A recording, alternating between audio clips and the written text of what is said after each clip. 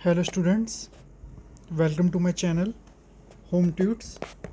आज हम पढ़ेंगे फोर्स। चैप्टर फर्स्ट है ये आईसीएसई बोर्ड का। तो स्टार्ट करते हैं। इस चैप्टर में हम पढ़ेंगे सबसे पहले what is a force, force क्या है और उसके इफ़ेक्ट्स क्या हैं। सिस्टम ऑफ यूनिट्स पढ़ेंगे कि हम बेसिकली क्या क्या चीज़ें फिज़िक्स में यूज़ करते हैं एज ए यूनिट्स। ठीक है। इसके बाद हम पढ़ेंगे मूवमेंट ऑफ फोर्स, पढ़ेंगे ट्रांसलेशन फोर्स, रोटेशनल मोशन। इसके बाद हम पढ़ेंगे factors affecting turning of a body, torque और उसके examples, unit of movement of force, example turning effect of force, equilibrium and it's kinds और कंडीशंस। और लास्ट में हम पढ़ेंगे principal of movements and verification. So start करते हैं force से। तो जैसा कि हमें पता है, force is a physical cause which changes either the size और the shape of the body और द स्टेट ऑफ रेस्ट और मोशन ऑफ द बॉडी। तो फोर्स क्या होता है? एक फिज़िकल कॉज होता है जो कि क्या क्या चीज़ें कर सकता है। चेंज इन शेप कर सकता है, चेंज इन साइज़ कर सकता है, चेंज इन डायरेक्शन कर सकता है, और स्पीड जो स्पीड है वो क्या कर सकता है? इंक्रीज़ भी कर सकता है और डिक्रीज़ भी कर सकता है। तो ये चीज़ें हमें पता होनी चाहिए। फोर्स की जो यूनिट होती है वो होती है न्यूटन। इसके बारे में आगे भी और पढ़ेंगे। न्यूटन होती है। तो काइंड ऑफ फोर्सेस में हम आते हैं, कौन कौन से फोर्सेस होते हैं। ये आपके सिलेबस में नहीं है, लेकिन फिर भी दो तरह के फोर्सेस होते हैं। एक होता है कांटेक्ट फोर्स, दूसरा क्या होता है? Non contact force. Contact force में सबसे पहले आता है फ्रिक्शनल फोर्स। फ्रिक्शनल फोर्स क्या होता है?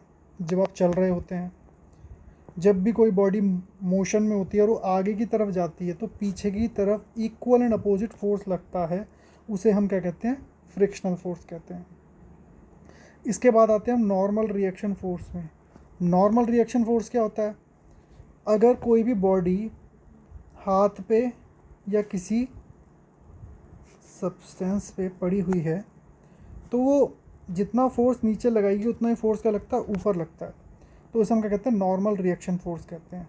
अब आते हैं किसमें? टेंशन फोर्स में। टेंशन फोर्स क्या होता है?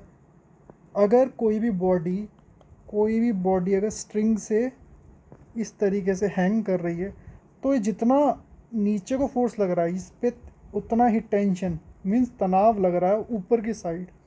10 न्यूटन नीचे है तो 10 न्यूटन क्या है? ऊपर है। इस ऊपर वाले को ही हम बोलेंगे क्या? Tension force. इसके बाद आता है force exerted by the spring. ये भी बड़ा नॉर्मल है।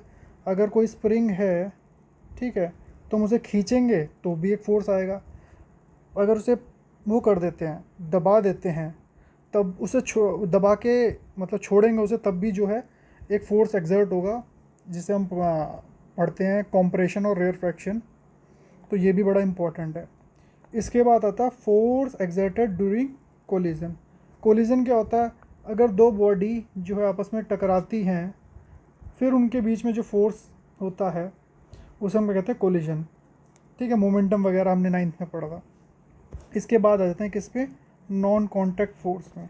नॉन कॉन्टैक्ट फोर्स में पहला आता है ग्रेविटेशनल फोर्स। अच्छा, नॉन कॉन्टैक्ट फोर्स होता क्या है? कॉन्टैक्ट फोर्स तो फिजिकली हमने किसी को टच किया और फिर जो फोर्स बन रहा है कॉन्टैक्ट फोर्स। यहाँ पे हम उसे फिजिकली टच नहीं कर रहे हैं, हम उसे क्या कर रहे हैं? फिजिकली टच नहीं कर रहे हैं, फिर भी फोर्स बन रहा है। जैसे ग्रेविटेशनल फोर्स, अगर किसी भी चीज़ को हवा में फेंकते हैं तो नीचे आती है, वो gravitational force. Electrostatic force. Electrostatic force क्या होता है?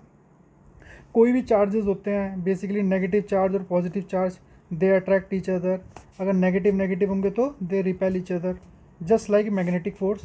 ठीक है, लेकिन ये इलेक्ट्रिसिटी में पाया जाता है और ये जो है नॉर्मल मैग्नेट से पाया जाता है। फिर इस चैप्टर में हम पढ़ेंगे, जो स्टार्टिंग है वो क्या है? Translation and rotational motion. Translation motion क्या होता है? ट्रांसलेशन मोशन, अगर एक बॉडी स्ट्रेट पाथ में जा रही है, अगर एक क्या कर रही है? बिल्कुल स्ट्रेट पाथ में जा रही है। When a force acts on A stationary rigid body which is free to move. The body starts moving in a straight path in the direction of force. This is called linear or translation motion. तो ये बड़ा important है. ठीक है. अब हमें पढ़ना है दूसरा मोशन, रोटेशनल मोशन. इसमें क्या था, इसमें तो बॉडी सीधी सीधी जा रही थी. ठीक है. इसमें बॉडी क्या करती है, गोल गोल घूमती है.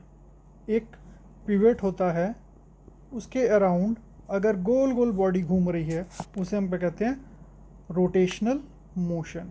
ठीक है. If a body is pivoted at a point, the force applied on the body at a suitable point rotates the body about the axis. वो पिवटेड पॉइंट है, उससे गोल गोल गोल घूम रही है, तो उसे हम क्या कहते हैं, रोटेशनल मोशन कहते हैं. इसका एग्जांपल है rotation of a door. Door आपने देखा है ना, इस तरीके से होता है.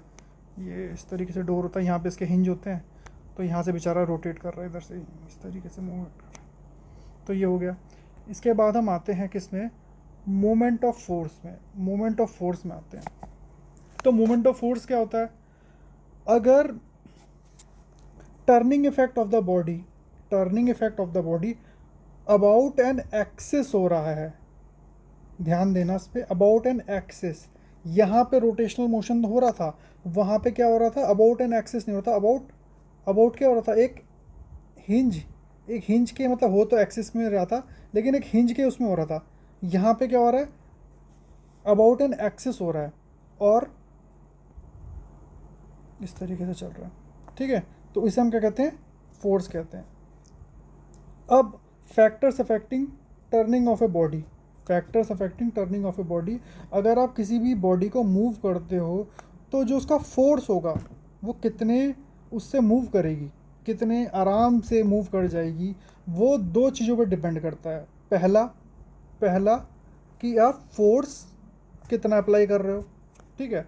दूसरा किस लिए, कि line of distance of action of the force from the axis of rotation. तो ये क्या है भाई, ये क्या है, एक मिनट, जस्ट अ मिनट. तो ये क्या है, पहला है आपका मैग्नीट्यूड ऑफ द फोर्स. इसको इस तरीके से समझेंगे हम कि we are opening a door, and when we are opening a door, तो डोर कितने आराम से खुलेगा. पहला क्या है कि हम उसमें कितना फोर्स लगा रहे हैं.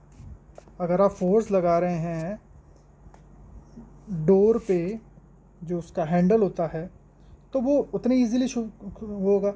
दूसरी बात सबसे इम्पोर्टेंट, कि जो उसका डोर का हैंडल है ना, वो परपेंडिकुलर डिस्टेंस में कितनी दूर है. अब इसे विजुलाइज करके देखो कि आपके पास एक डोर दूसरा है, उसका हैंडल जो है बीच में लगा हुआ है, तो आप उसे खोल पाओगे, खोल तो पाओगे लेकिन बड़ा मुश्किल हो जाएगा. वहीं उसका हैंडल जो है अगर सबसे कोने में लगा पड़ा, इधर लगा हुआ, तो ईजी हो जाता है ना. इसी वजह से डोर का जो हैंडल होता है वो कहाँ पे लगा होता है, कोने में लगा होता है. ठीक है. तो ये हो गया. अब numerically moment of force is equal to the product of the magnitude of the force and the perpendicular distance. Simple सी बात है, जो फोर्स है, इसका जो फोर्स है डायरेक्टली प्रोपोर्शनल है किसके, जो इसका वो है, जो मोमेंट ऑफ फोर्स है, डायरेक्टली प्रोपोर्शनल है किसके, फोर्स के. ठीक है. और डायरेक्टली प्रोपोर्शनल है किसके, डिस्टेंस के. तो वही कह रहा है ये कि is equal to the product of magnitude of the force and the perpendicular distance of the line of action. ठीक है. तो ये चीज़ें कुछ हो जाती हैं. इसके बाद हम पढ़ते हैं क्लॉकवाइज मूवमेंट और एंटी क्लॉकवाइज मूवमेंट. तो जब भी हम रोटेशनल मोशन पढ़ते हैं उसमें दो वो आते हैं, मूवमेंट्स आते हैं. पहला आता है क्लॉकवाइज मूवमेंट, दूसरा क्या आता है, एंटी क्लॉकवाइज मूवमेंट आता है. तो क्लॉकवाइज मूवमेंट क्या होता है, क्लॉकवाइज मूवमेंट होता है अगर एक बॉडी मूव कर रही है, ये तो आपको पता ही है. वैसे अगर बॉडी इस तरीके से मूव कर रही है तो ये क्लॉकवाइज हो गया घड़ी की तरह, और जस्ट अपोजिट करने लग गया तो एंटी क्लॉकवाइज मूवमेंट हो गया. अब इसमें इंपॉर्टेंट क्या है कि जहाँ पे भी क्लॉकवाइज मूवमेंट आएगा इट इज़ नेगेटिव साइन, और जहाँ पे भी एंटी क्लॉकवाइज मूवमेंट आएगा वहाँ पे कौन सा साइन आएगा, पॉजिटिव साइन आएगा. तो ये चीज़ें आपको पता होनी चाहिए. अब एक ये एग्जांपल दे रहा है. ठीक है. समझेंगे इसे अच्छे से.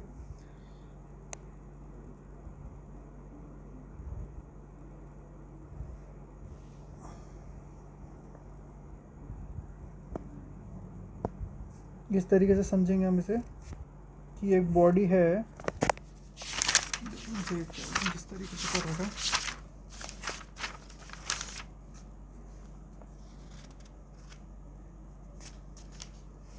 ठीक है। हाँ, एक बॉडी है जो कि ओ पॉइंट पे है, ओ पॉइंट पे हमने पिवट कर रखा है, ठीक है।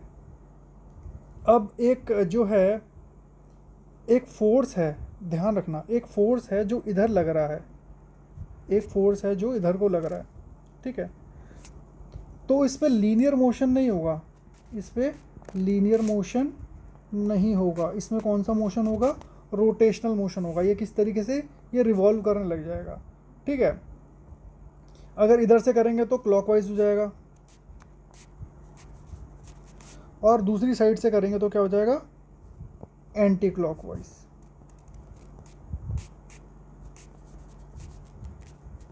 वही इसने लिखा होगा, ठीक है।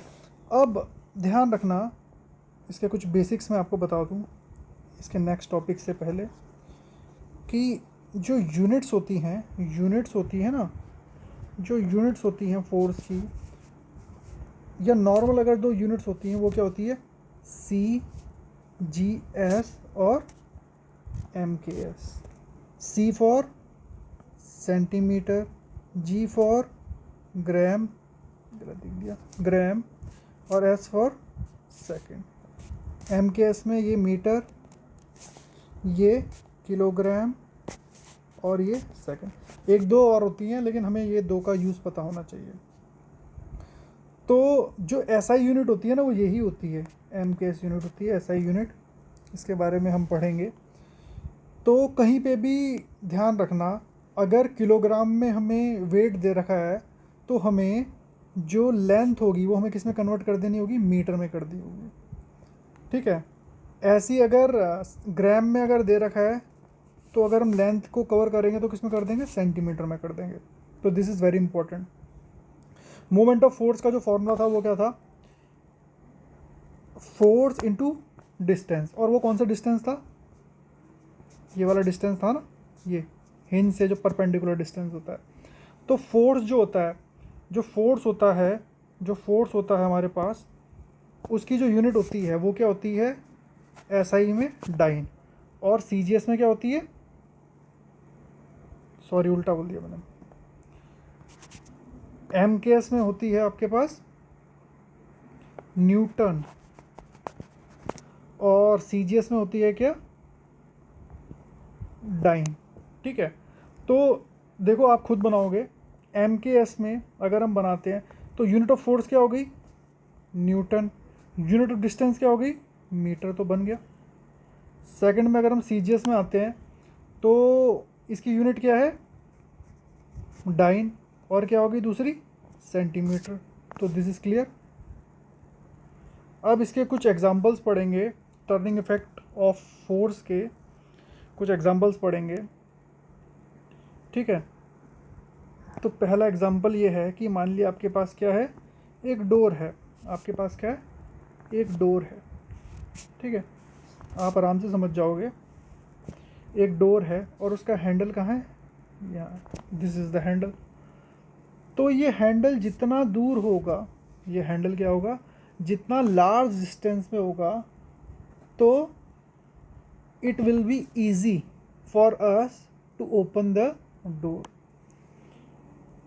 तो दिस इज क्लियर। थोड़ा सा और समझाने के लिए, फॉर एग्जांपल किसी भी जो है जो नेट फोर्स है, वो मान लिया जो हमारा टोटल आ रहा है वो कितना आ रहा है, 100 आ रहा है, सिर्फ समझाने के लिए बता रहा हूँ, 100 आ रहा है, ठीक है। और डिस्टेंस है कितना, डिस्टेंस है 10, डिस्टेंस क्या है, 10 मीटर है। तो हमें कितना फोर्स लगाना पड़ रहा है, 10 लगाना पड़ रहा है, ठीक है। अब डिस्टेंस हो गया कितना, 5 मीटर, समझा रहा हूँ सिर्फ। अब डिस्टेंस क्या हो गया, 5 मीटर हो गया, ठीक है। तो हमें 100 बनाने के लिए कितना फोर्स लगाना पड़ेगा, कितना फोर्स लगाना पड़ेगा, 20 लगाना पड़ेगा। बनाना तो हमें कितना है, 100 बनाना है ना, 100 पे दरवाज़ा खुलेगा। तो ये एक एग्जांपल है जो आपको पता होना चाहिए। इसके बाद अपर स्टोन ऑफ क्या है हमारे पास, हैंड फ्लोर, हैंड फ्लोर का जो अपर स्टोन होता है वो किस तरीके से काम करता है, देखो।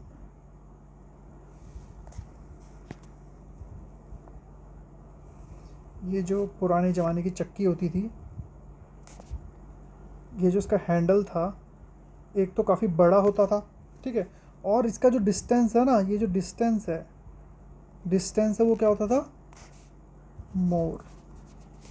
फिर से वही कॉन्सेप्ट, अगर डिस्टेंस ज़्यादा होगा तो we have to put a less force, due to which ये जो है ईजिली क्या करेगी, मूव करेगी। ये ईजिली क्या करेगी, राउंड शेप में ईजिली मूव करने लग जाएगी by applying a small force.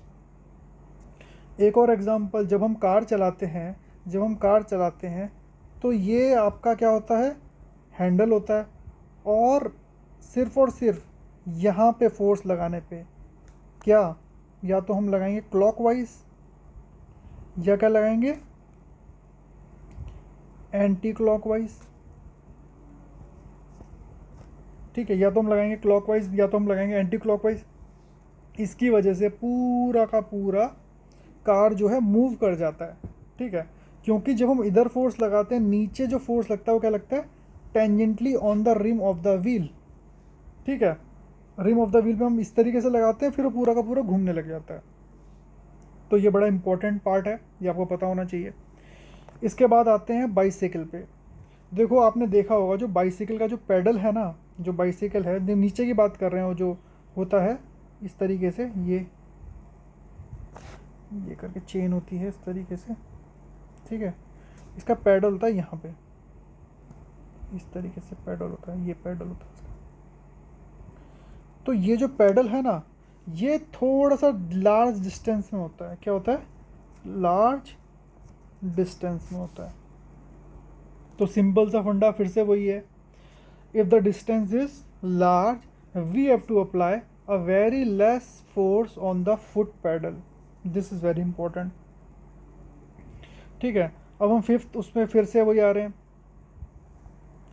तो फिफ्थ उसमें वही आ रहे हैं कि स्पैनर जो होगा, जो पाना होता है, जिसको हम क्या बोलते हैं, लूज़ करते हैं नट, उसका हैंडल क्या होता है, लॉन्ग होता है। फिर से वही बात कि अगर लॉन्ग हैंडल होगा, जैसे फॉर एग्जांपल हमने नट खोलना है, ठीक है, ये हमारे पास एक लंबा सा स्पैनर है, हम इसको यूँ फंसाते हैं, ऐसे खोलते हैं, तो ये डिस्टेंस अगर क्या बोलते हैं, मोर होगा, अगर ये डिस्टेंस क्या होगा, मोर होगा, तो we have to apply a very less amount of force, और मोमेंट ऑफ फोर्स तो उतना ही होगा। हम स्टार्टिंग से देखते हैं थोड़ा सा हमने क्या क्या पढ़ा, क्विक रिवीजन करते हैं, ठीक है। तो स्टार्टिंग हमने करी किससे, फोर्स से करी। फोर्स क्या क्या चीज़ें करती है, चेंज इन शेप कर देगी, चेंज इन साइज कर देगी, और चेंज इन डायरेक्शन कर देगी, ठीक है। अब इसके बाद हमने पढ़ा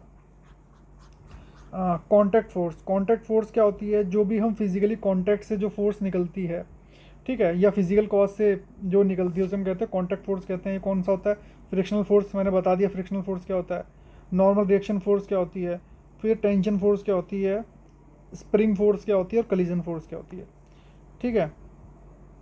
इसके बाद हम आए किस पे, नॉन कॉन्टैक्ट फोर्स है, वही विदाउट कॉन्टैक्ट अगर कोई चीज़ चल रही है, फोर्स बन रही है, तो नॉन कॉन्टैक्ट फोर्स, पहला ग्रेविटेशनल फोर्स, दूसरा इलेक्ट्रोस्टैटिक फोर्स, तीसरा मैग्नेटिक फोर्स, फिर आए थे ट्रांसलेशन एंड रोटेशनल मोशन। ध्यान रखना ये कॉन्टैक्ट फोर्स हैं दोनों, ये दोनों क्या हैं, कॉन्टैक्ट फोर्स हैं, ये दोनों कॉन्टैक्ट फोर्स हैं, ठीक है। तो ये हमने पढ़ लिया, ठीक है। ट्रांसलेशन फोर्स क्या होता है, ट्रांजिशन मोशन क्या होता है, अगर एक बॉडी स्ट्रेट जा रही है, ठीक है, तो वो क्या होगा, कौन सा होगा, ट्रांजिशन मोशन, या लीनियर मोशन भी बोलते हैं उसे। अब आता है रोटेशनल मोशन, क्या आता है, रोटेशनल मोशन में क्या होता है, अगर एक बॉडी पिवेटेड हो किस पे, एक पॉइंट पे क्या हो, पिवेटेड हो या हिंज हो, और फिर हम उस पर एक जगह पे क्या लगाएंगे, फोर्स लगाएंगे, तो लीनियर मोशन नहीं होगा, कौन सा मोशन होगा, रोटेशनल मोशन। जैसे आप दरवाज़ा खोलते हो, ठीक है, आप जो पत्थर से गोल गोल घुमाते हो, लंगर टाइप का, वो भी आप समझ सकते हैं। और भी कई टाइप के रोटेशनल मोशन है, ठीक है, आप विजुलाइज कर सकते हैं। इसके बाद मोमेंट ऑफ फोर्स और टॉर्क, ये भी रोटेशनल मोशन ही होता है, ठीक है। और अगर ये क्या बोलते हैं, turning effect of force acting on a body about an axis, ठीक है, उसे हम क्या कहते हैं, टॉर्क कहते हैं, उसे क्या कहते हैं, टॉर्क कहते हैं, ठीक है। इसे हम आगे पढ़ेंगे अभी कि टॉर्क एक्चुअल में होता क्या है, जब इक्वल एंड अपोजिट फोर्स लगते हैं, वो भी आगे पढ़ेंगे। इसके बाद factors affecting turning of a body, कौन कौन से फैक्टर्स हैं, सबको पता है, एक फोर्स, दूसरा distance from the axis of rotation. देखो भाई, अगर दरवाज़ा खोलना है तो दो तरीके हैं, या तो फोर्स बढ़ा लो, या तो you have to increase the force, और आप क्या कर दो, डिस्टेंस बढ़ा लो from the axis of rotation. अब इसने बात करी है न्यूमेरिकली, जो है फोर्स इंटू परपेंडिकुलर डिस्टेंस होता है, जिसकी वजह से इसकी यूनिट होती है न्यूटन मीटर। अभी हम आगे पढ़ लेंगे, ठीक है। अगर एक बॉडी घूम रही है तो क्लॉकवाइज साइन का मतलब क्या होता है, क्लॉकवाइज का होता है नेगेटिव और एंटी क्लॉकवाइज का होता है पॉजिटिव। ये बड़ा इंपॉर्टेंट है, याद रखना से। इसके बाद हम आए थे किसमें, क्या बोलते हैं इसमें, कि अगर एक बॉडी है उस पर फोर्स लगता है और वो पिवेटेड है, ठीक है, तो वो लीनियर मोशन नहीं करेगी, वो कौन सा मोशन कर देगी, रोटेशनल मोशन कर देगी। ये थोड़ा सा इंपॉर्टेंट है। अब जो है ये इसने फिर एफ पी दे दिया इधर, एफ पी इस तरीके से देख लेना।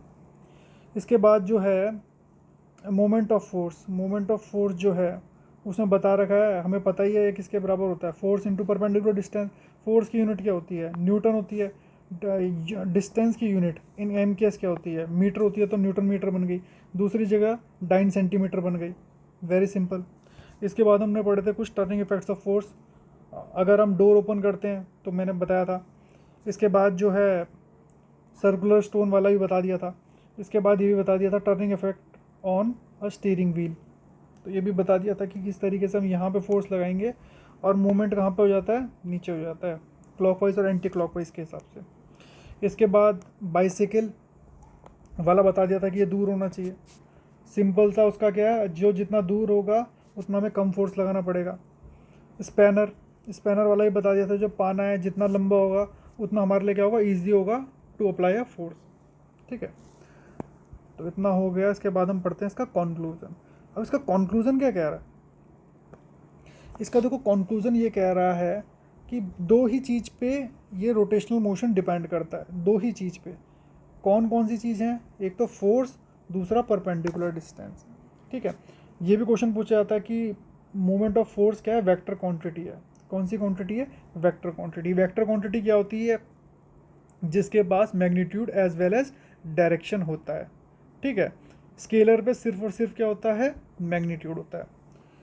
अब कपल, ठीक है। अब कपल क्या होता है, इसे सिंपल भाषा में समझेंगे। अगर कोई नल है, कोई आपके पास नल का टाइप का है, ठीक है, अगर आप इसे ओपन करते हो तो आप क्या करते हो, एक फोर्स इधर लगाते हो और एक फोर्स इधर लगाते हो, और इसमें कौन सा मोशन आ जाता है, रोटेशनल मोशन आ जाता है। इसमें कौन सा मोशन आ जाता है, रोटेशनल मोशन आ जाता है। इसे और समझने के लिए, जैसे फॉर एग्जांपल एक ये है रॉड है हमारे पास, ठीक है, ये ए है, ये बी है, ये ओ पॉइंट है, ये ओ पॉइंट है। मैं एक फोर्स क्या लगाता हूँ, इधर लगाता हूँ, और एक जस्ट फोर्स क्या लगाता हूँ, अपोजिट इधर लगाता हूँ, नीचे की तरफ लगाता हूँ। बी की साइड मैंने नीचे की तरफ लगाया, तो ये रोटेट करने लग जाएगा, ये रोटेट करने लगेगा। अगर इस तरफ लगाऊंगा तो क्लॉकवाइज, अगर जस्ट अपोजिट लगा दूंगा इसके, तो क्या होगा, एंटी क्लॉकवाइज। क्या आ जाएगा, एंटी क्लॉकवाइज। जैसे मैं समझाने के लिए बताता हूँ, अगर मैंने जस्ट अपोजिट लगा दिया तो ये क्या हो गया, एंटी क्लॉकवाइज। तो ये हो गया ओ। अगर मैं इसका मोमेंट ऑफ फोर्स निकाल रहा हूँ ए पे, ध्यान रखना, अगर किस पे निकाल रहा हूँ, ए पे निकाल रहा हूँ, तो ये क्या होता है, फोर्स इंटू परपेंडिकुलर डिस्टेंस होता है। अगर बी पे निकालता हूँ तो बी पे भी क्या होगा, force into perpendicular distance.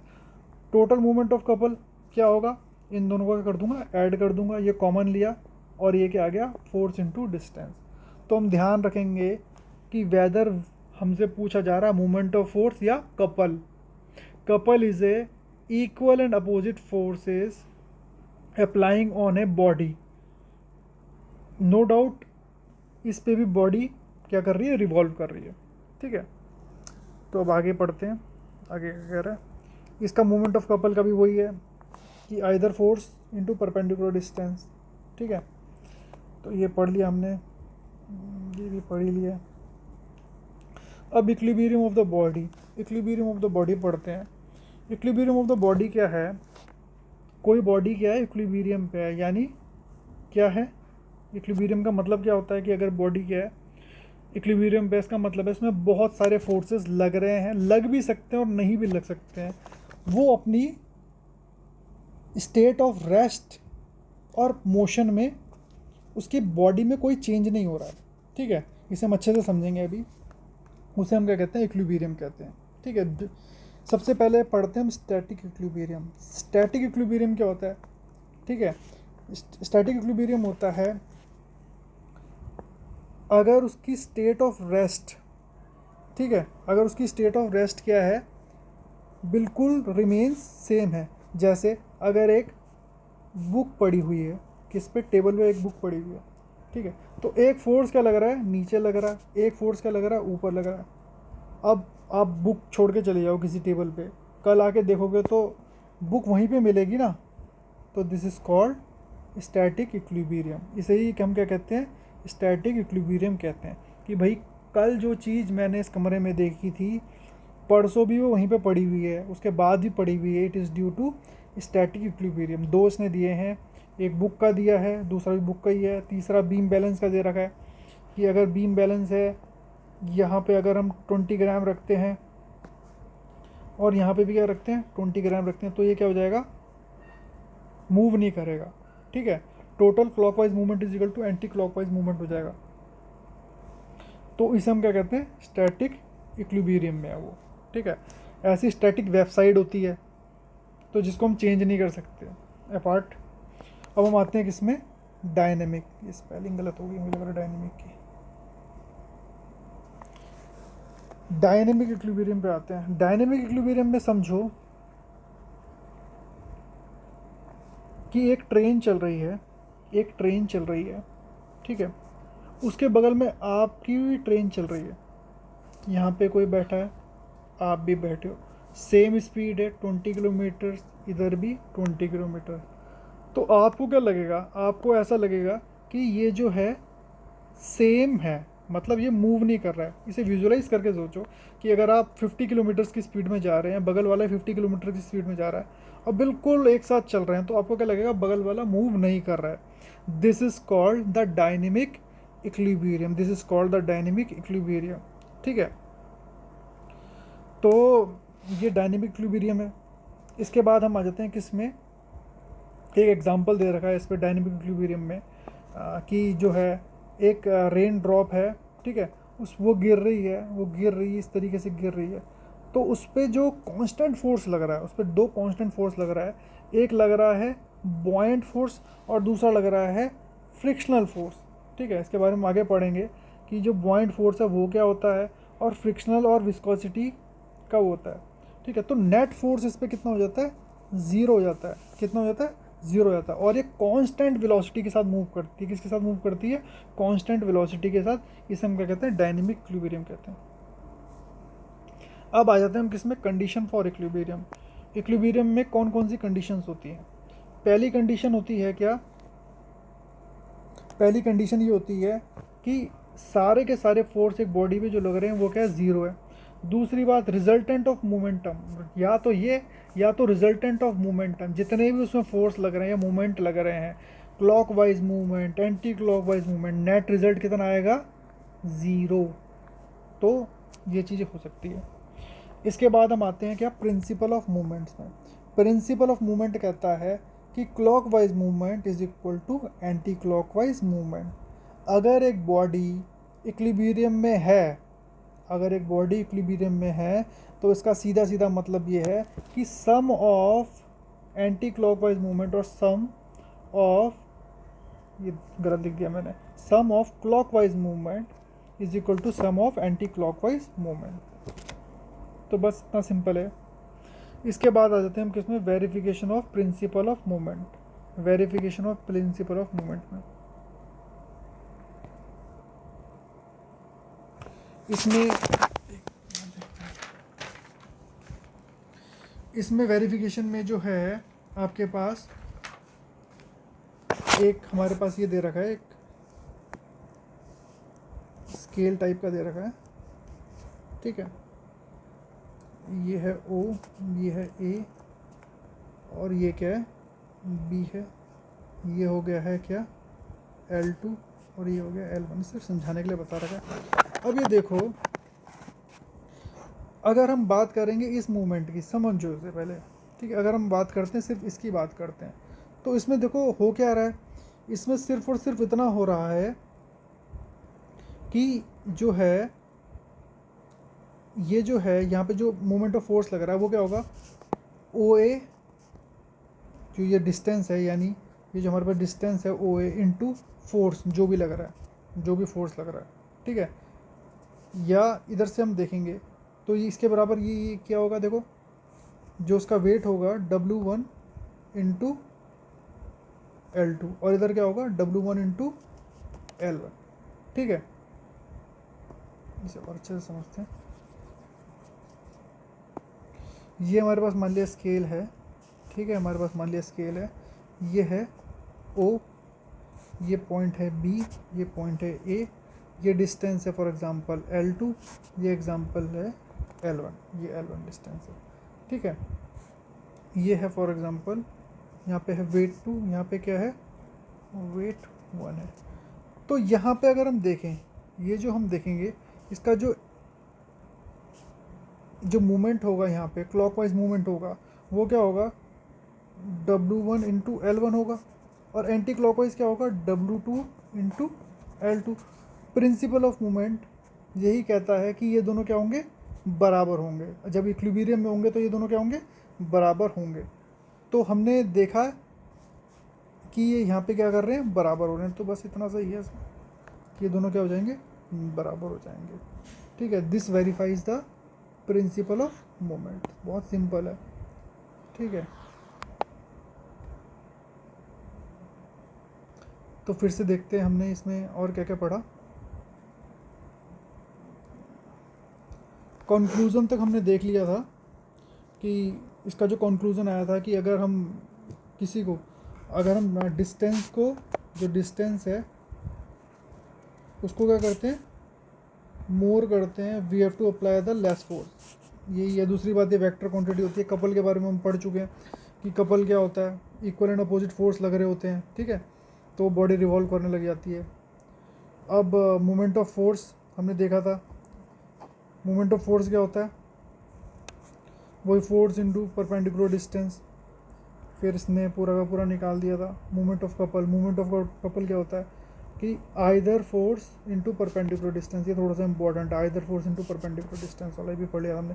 Equilibrium दो टाइप के होते हैं, एक होता है स्टैटिक, दूसरा होता है डायनेमिक। स्टैटिक पढ़ लिया था हमने, बुक वाला एग्जाम्पल। डायनेमिक में ट्रेन वाला एग्जाम्पल, और ये जो रेन ड्रॉप वाला एग्जाम्पल है, वेरी इंपॉर्टेंट एग्जाम्पल। इसके बाद आ जाते हैं हम conditions for equilibrium. Condition for equilibrium क्या है, कंडीशन फॉर इक्विलिब्रियम में आ जाते हैं हम कि या तो रिजल्टेंट ऑफ फोर्स जीरो, या रिजल्टेंट ऑफ मूवमेंट जो है जीरो, clockwise movement, anti clockwise movement. Principle of movement क्या है कि sum of clockwise movement is equal to क्या होता है, sum of anti clockwise movement होता है। तो ये बहुत ज़रूरी है, ठीक है। Verification of principle of movement, ये हमने क्या बोलते करके देख लिया कि हमने एक मीटर रूल लिया, उसको इस तरीके से रखा पॉइंट पे, इस तरीके से रखा पॉइंट पे कि जो है वो बैलेंस कर गया। फिर हमने क्या करा, क्लॉकवाइज मूवमेंट निकाला और एंटी क्लॉकवाइज मूवमेंट निकाला, और फिर हम देख रहे हैं इस चीज़ को हमने प्रैक्टिकली देख लिया है कि इसकी जो वैल्यू है, किसकी जो वैल्यू है, ये जो हमारे पास क्लॉकवाइज मूवमेंट की जो वैल्यू आई है और जो एंटी क्लॉकवाइज मूवमेंट की वैल्यू आई है, वो क्या आई है, बराबर आई है, ठीक है। तो that's all for this chapter, ठीक है। आई होप समझ में आ गया होगा सब लोगों को। तो ठीक है, थैंक यू सो मच।